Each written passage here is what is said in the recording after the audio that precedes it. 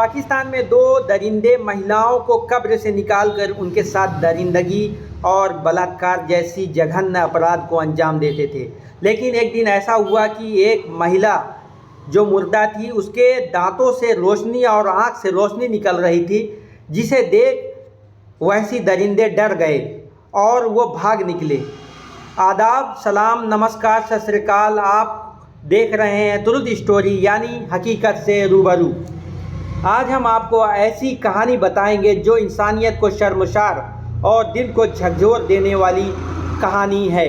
ये सच्ची घटना पाकिस्तान से है, जहां रियाज नाम का एक व्यक्ति मेहनत और मजदूरी करके अपना पेट पालता है। उसे रोज़ रोज़ काम न मिलने की वजह से उसे बड़ी परेशानियां होती थी। वो काम की तलाश में कराची की तरफ रवाना हुआ ताकि उसे कुछ काम मिल सके और वो अपना पेट पाल सके। इसी बीच उसकी मुलाकात कब्रिस्तान के एक केयर टेकर यानी कब्रिस्तान में बागबानी और देख रेख का काम करने वाले बजीरा नाम के व्यक्ति से होती है। बजीरा एक कराची के कब्रिस्तान में तन्हा अकेला देख रेख और फुलवारियों की सिंचाई किया करता था। उसे हाथ बटाने वाले साथी की बहुत दिनों से तलाश थी।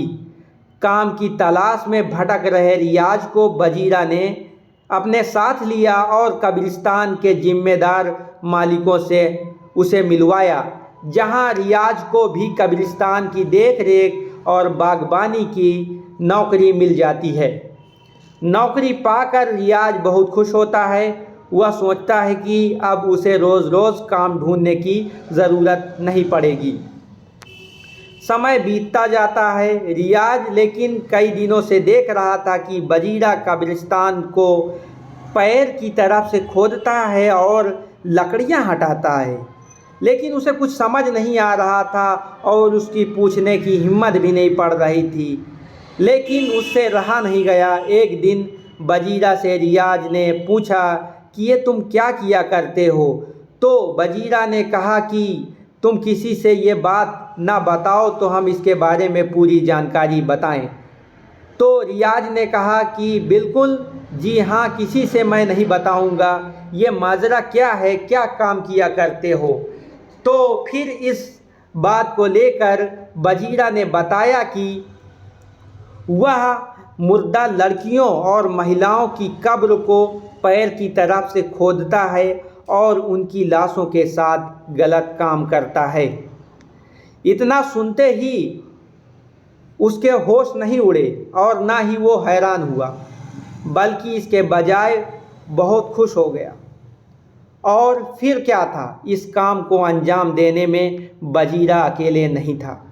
रियाज भी उसी की तरह गलत काम में लग गया और दोनों मिलकर साथ में इस जघन्य अपराध को अंजाम देने लगे।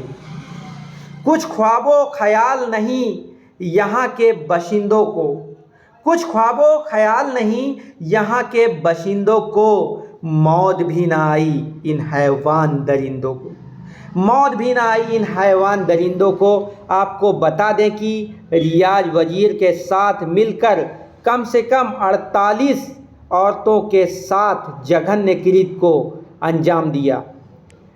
रियाज ने मीडिया से रूबरू होते हुए अपना इकबालिया जुर्म कबूल भी किया, लेकिन ये सिलसिला यूं ही चलता रहा।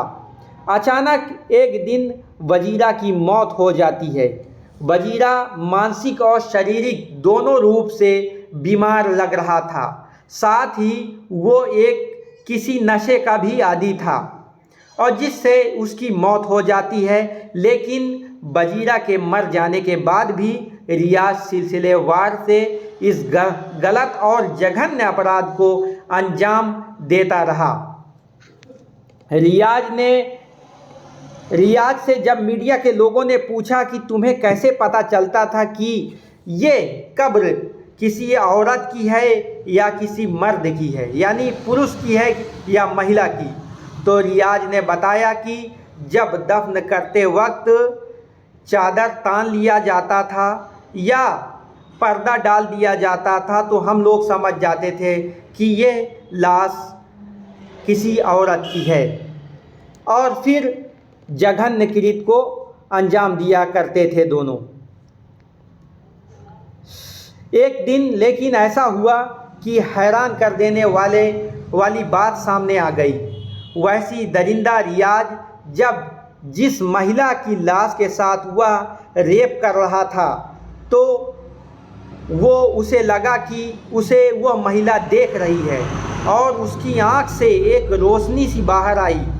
तभी वो अचानक डर गया और डर कर बाहर चिल्लाते हुए भाग निकला।